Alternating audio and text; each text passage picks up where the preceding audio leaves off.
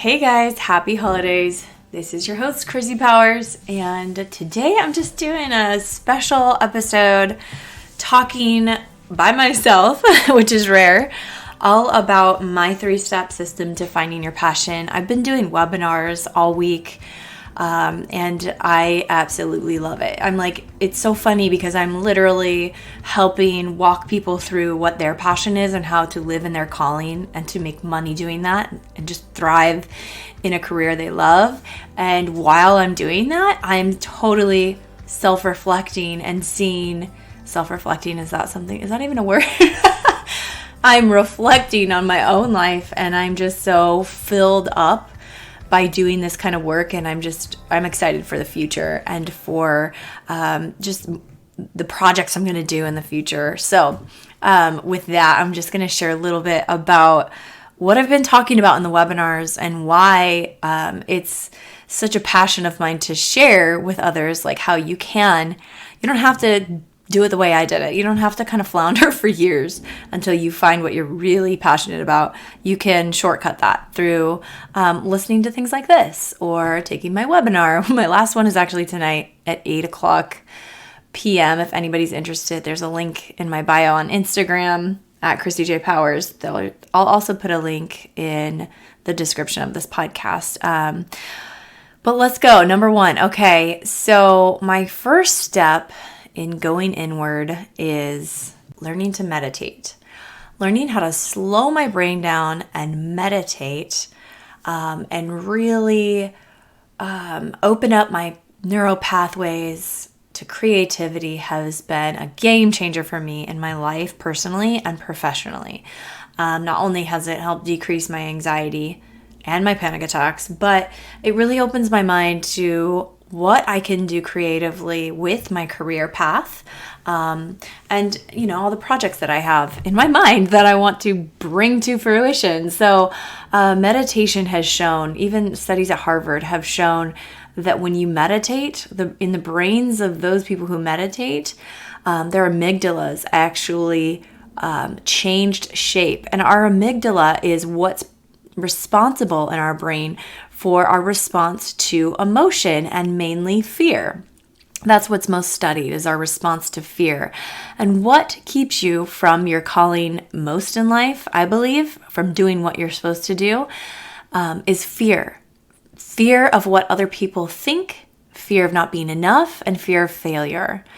So I believe if you're probably listening, some of you out there are giving me an amen right now because you feel like I need to do something else, or I feel stuck right now where I'm at in this career, in this job, and I've been there.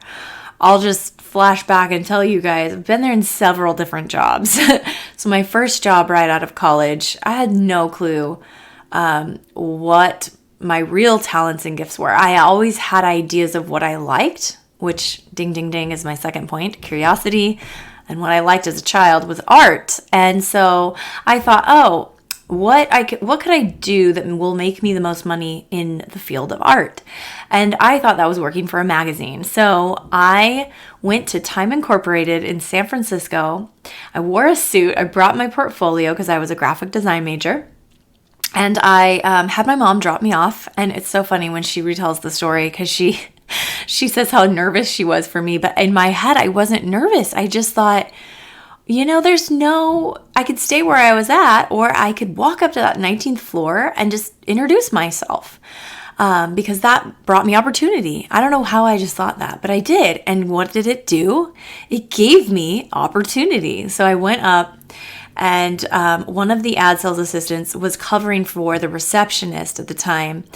And he was super impressed that I would do that I would just walk up and say, "Hi, this is who I am. I want a job here." And so he actually got his boss, who was one of the head sales executives for Sports Illustrated magazine. And I got to sit down with him that day. He said, "Yeah, come on into my office." So I sat down with him, and he said, "Wow, tell me about yourself." And I was like, "Well, I was a new grad. I just graduated college and majored in art, but I'm super interested in magazines." And he just told me there, "I'm so impressed with you that you would just come up and be this bold to just introduce yourself. Like, not that many people do that. And so he said, here's my card, and then I'll be in contact with you if anything comes up. So a few months later, I got a call from, or an email from Alexandra Cowley. She was the head sales executive for Parenting magazine, which was in the same building, owned by Time Incorporated. And mind you, this is back in like 2004. And so magazines were still really popular. The digital boom hadn't really happened yet. So I got a call and an interview, and I got the job for Parenting magazine. And so I moved back home. I was in San Diego previously for college, and then moved back to the Bay Area where I was from, and started working in a corporate world. And I quickly learned that it wasn't for me. Although it was very, I felt really good about myself to say that I worked at this like top high-end job. It paid really good. It had amazing benefits. If I stayed with the company, sometimes I think, wow, what would I be making now? However, my energy was drained. I was actually the most depressed that I'd ever been, and that showed in a number of ways. I was isolated. I didn't really have friends. I gained a lot of weight. I was actually binge eating at the time, which is like ready for, I could do a whole other episode on that, but I just really wasn't happy, and I wasn't using the skills that God gave me. And so I really felt like I wasn't very good at the job. I was good at the creative things. So when my boss was like, hey, I need to be really creative with this client and, present my ideas to them in this way, and I could nail that. But when it came to the numbers and when it came to being really good at administrative things, I didn't do very well. And now I look back and I think, well, of course I didn't. That's not how I'm wired, and that wasn't my gifting. I'm a creative person that thinks outside the box, that doesn't really like to sit down from 9 to 5. So it wasn't my gifting. It could probably be someone else's for sure that's really good at administrative things, but it wasn't for me. So it took me to sit down. I was on a lunch break. I sat down in the storage closet, and I had a free call with a life coach. And she said to me, what do you love? And I was like, I love art and I love helping people. And I was already kind of toying with the idea of what would it look like to be an art therapist. And so she said, well, why don't you look into that? Why don't you go back to school and get your degree in therapy? And I said, well, it would just take a long time. It'd probably take me 5 years. And she said, what's 5 years? You've already been doing this job for a year, because I'd literally flown by. And she said, you've already been doing this for a year, and you're not happy. And that put it in perspective for me, how fast a year can go by and still be in the same place that I was at. And I didn't want that. I knew for a fact I did not want to be in the same place the next year. So I quit my job. I moved back to Southern California. I took another job in publishing that helped me get a little bit closer to what I wanted to do. And then I really realized I had to cut the cord on working at a job like that just because it paid me benefits. So I quit working it was Surfing magazine actually. And it allowed me to then really look into like the programs that I wanted to do for marriage and family therapy. I found an amazing program at Chapman University, and that's when I quit my job. And I found a job in the school district working with children that have special needs. So I was a one-on-one aide for a child that had cerebral palsy in kindergarten, and it was the best job ever. It didn't pay that well, didn't have any benefits, but my energy level, I was so filled up with joy, and like I was in my calling. I was using the skills. I was helping someone. And then at the same time, I was in grad school. So I was learning the things that I wanted to be learning. And it turned my life around. My career took a whole different path. And I'm so grateful for that phone call, for taking the risk, for, making the choice to stay out of the comfort zone and actually do what I needed to do to live in my calling. So that has changed and morphed over the years, especially as I became a mom and I was working in a private practice setting was also working at an eating disorder treatment center, and I knew that I couldn't maintain both as well as stay at home with my child. So I quit working at the eating disorder center and just kind of worked here and there whenever I could book clients at night and build a private practice. And so while I was at home, I learned about a thing called blogging, and I thought, how fun is it to then create things like photos and images, which was my background in my undergrad, and to then be able to write and share my voice and share what I was learning about as a young mom. And so I started doing that, and that's how my blog grew. And then I just was taking the next curious step. So I'll just get into number 2. Number 2 is following your curiosities. So number 2, I followed my curiosity every step of the way. Basically, anything I fell into was something that I was curious about that I just gave a chance. And so I've learned so much through that, like taking that job at Parenting Magazine. I was curious about it. I took it. I learned, wow, this is great. These are the parts of the job I like. These aren't the parts that I like. So I learned so much about myself. So the next step for me then after grad school and becoming a mom was like, what does that look like to share my voice online? So I started to do that, and that took off. Instagram took off and actually became a career and a job that paid me more than my career in therapy. So what I did was just sort of morph the two and figure out how can I be this like online mom that shares about her life and her mishaps in motherhood, but also the good things as well, to encourage other moms and also share what I'm learning about in my private practice. So that's kind of how I built my brand, chrissypowers.com, if you want to say that. But everything was from a place of just being curious and then passionate about it. I literally would do things for free. I've blogged and wrote and took photos for people for years, probably about 3 to 4 years for free because I loved it so much. And I don't actually recommend doing it that long, but I do recommend finding out what it is that you love the most, that you would do it for free. So I always ask people that. And in my webinar, I say, ask yourself, what do I love so much that I would do it for free? Okay, so I want to take a step back in my first point, going inward to finding your passion. I mentioned meditation, which is why I added meditation to my e-course, Find Your Voice, which I'm going to talk about in a little bit. But also part of going inward is recognizing who you were as a child. I think a lot of times we deny the things we liked as children because we were told maybe they weren't appropriate. Maybe we were annoying to someone as a child. Maybe we got in trouble for them. So back on my podcast a few episodes ago, Sarah Rice, who is also a marriage and family therapist, but she was on MTV's Road Rules, and she has a top podcast called Brain Candy. She says she always used to get in trouble for talking in class. And now she looks at her life and she says, how do I make a living? What do? I talk. And so it's really funny when you can go back and correlate what are the things that I actually got in trouble for that I love today? Maybe it's doodling. Maybe it was talking out of turn in class. Maybe it was just being a little more bossier than your parents or your teachers liked you to be. But what did you say you wanted to be as a child? Think about that. I always said that I wanted to be a mommy, a missionary, and an artist, and I said it in that order. And as a child, those were very concrete things. For me, like a missionary was like going to live in Africa and helping people, and being an artist meant that you drew or you painted. Today, I really truly believe that I am in every one of those roles. Just, it looks different. I'm a mom. I feel like I do get to minister to people online by helping them where they're at or giving them encouragement. If they had a rough day, or just sharing something that happened to me so that they know they're not alone.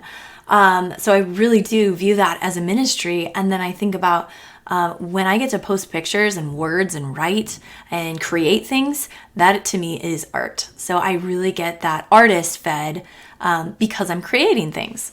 So think about what you liked as a child and maybe even what you got in trouble for as a child.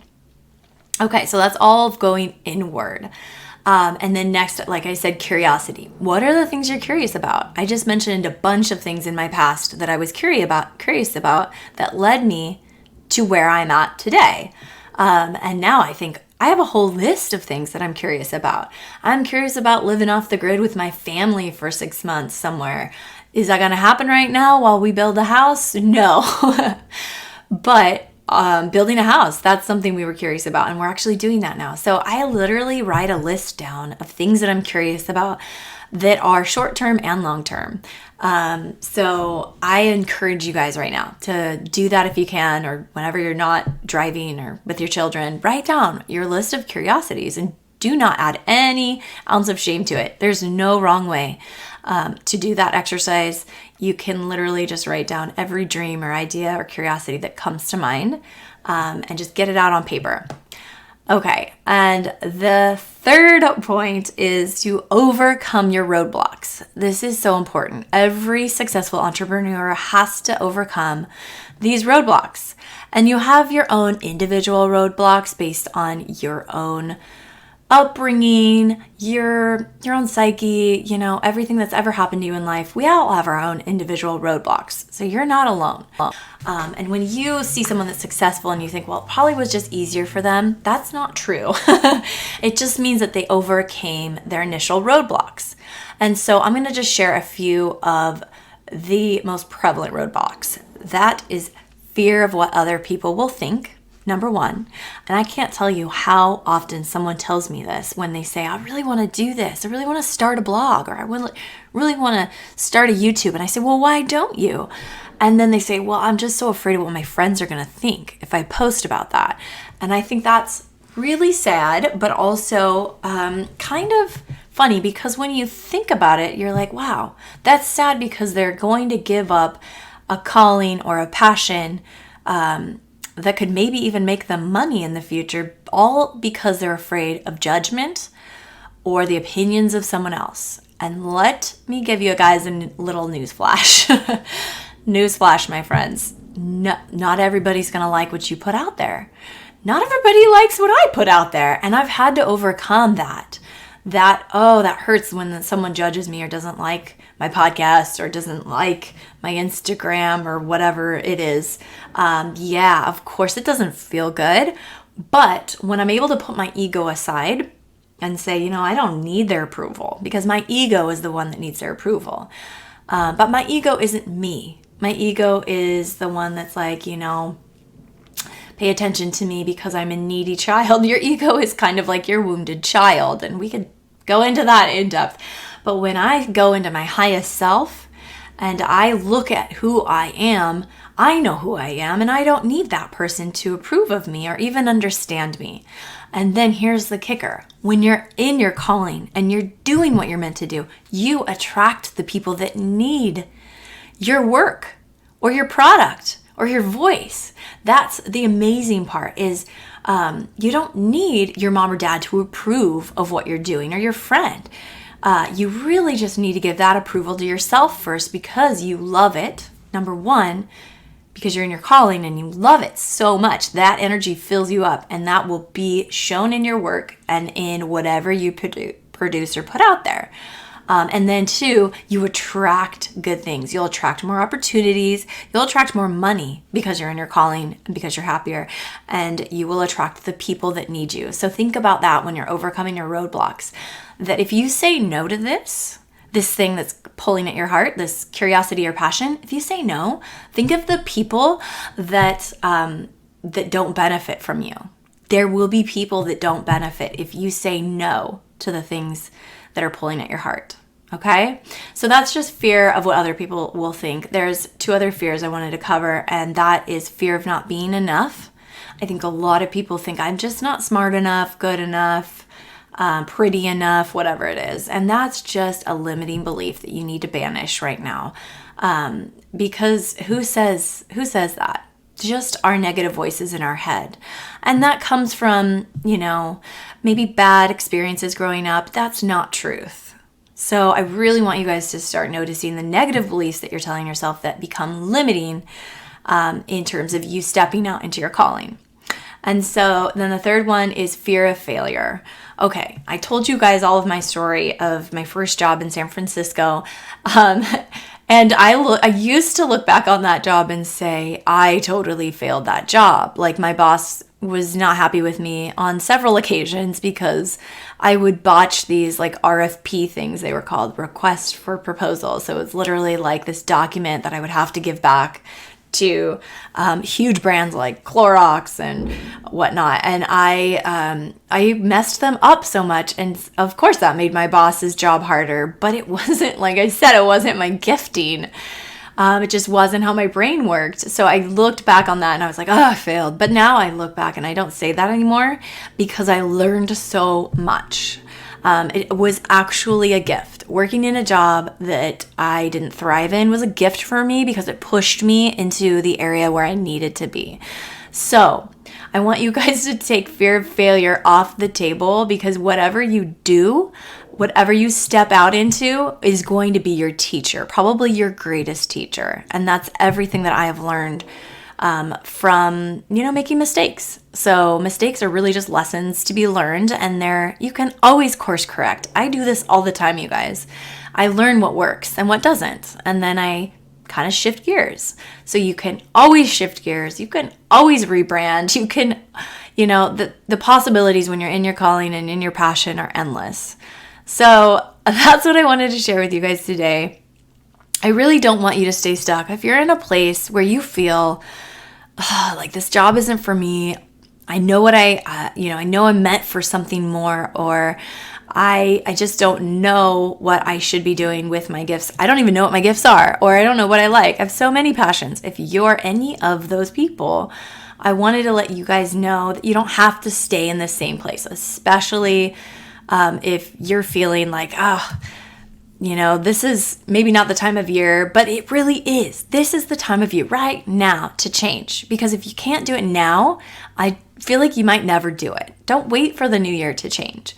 I created a course called Find Your Voice, a mindful approach to making your passions profitable, all because I really want to help people move from a place of stuckness or maybe a lack of motivation to then thriving in a career and a calling and a passion that they love. And that's literally what this course is. It has mindfulness exercises. It has like 11 videos, 11 guided PDFs, 3 meditations, all that start from your story, learning about your story, who you are as a person, what it is that makes you tick from childhood till now, where you're at in life. And then it goes into the business building blocks of like, what's your dream job? What would that look like? Then how would you brand yourself? How do you create a unique voice and look that's, going to stand out among the crowd? We also have, just so many, we have bonus modules. We have like 2 bonus modules. One is a photography tutorial where you're literally on set. It's like you have a one-on-one with a photographer that's showing you her camera, and then also how she edits photos so that you can see on screen how to edit in Lightroom, also on your phone. So you don't have to have a digital camera these days to promote your business or your brand or your product. You really can do it all on your iPhone. So we covered all bases there. And then we have a banishing your roadblocks, overcome your roadblocks, so that you can have all the skill, all the ideas, you can have a whole plan and you still won't do it if you can't overcome your individual roadblocks. So we walk you through that and try to banish those roadblocks for you so that you can end up in a career and a calling that you love. Okay, so I wanted to read a testimonial from a previous student of the Find Your Voice course. This is Heidi Pasley. She said, Find Your Voice has played an important role in, finding my voice. For a long time, I struggled with wearing too many hats and not knowing how to hone in on my gifts. Find Your Voice has helped me to discover the gifts I have while at the same time seeing how my gifts relate to my personality and my calling. I now sell curated vintage clothing and custom artwork in my shop, Petaluda.co, as well as teaching holy yoga classes in my community. So I love Heidi's story because she started the course when she was 2 months postpartum. So we have tons of moms in the course that are really trying to make their side hustle their main thing. And I love that because this course is catered to whatever lifestyle you have and how much time you have. So you can go at it at your own pace. And this is what I'm super super excited about is having an online community that goes with it. So for 6 weeks, starting January 1st, I will be popping on live once a week, as well as Megan Brandlin, the photographer and branding expert that's in the course as well. She'll be coming on live separately as well to just pour into the group and to help you where you're at, help you with any questions you might have in the course, and just to really motivate you and keep you going. So you really have access to us. We are so excited to really hold your hand through this process to like keep you motivated and figure out what it is that you're meant to do and how you can make a living doing that. So the course is only available actually till December 13th at midnight, because we really wanted to, dedicate ourselves to the people that join it now. We are offering it to you guys at $349, a one-time price, or you can just spend $99 this month and then for 3 months after that, it's just $99 a month. So you get access to, like I said, the whole course, the 2 bonus modules. We also have a bonus module that I forgot to share about, which is all about growing an influence online, because whether or not you want to be an influencer, you definitely want your brand, your service, your business to be influential. So people check out what you're doing online, and you can find your audience and then have them be your ideal customer as well. So we talk all about that. And then you have access to banishing your roadblocks. So be sure to take advantage of that. You guys, will put a link in the description of this podcast to where you can find the course. And we really want to see you there. So I hope that this episode helped encourage you, feel like you're not alone if you feel stuck or if you feel like there's something more for me. We priced this course a lot lower than it probably should be, but we wanted to make it accessible to everybody. And so that's why we have the payment plan as well, just $99 a month for 4 months. And I know it's the holidays, but you deserve to spend money on yourself. So make this your gift to yourself or someone else if you think they need it.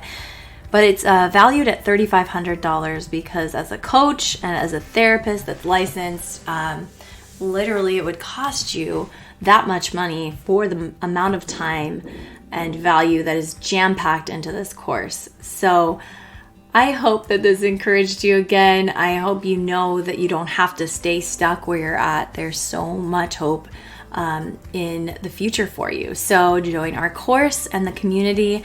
I hope to see you live there. And happy holidays, everybody.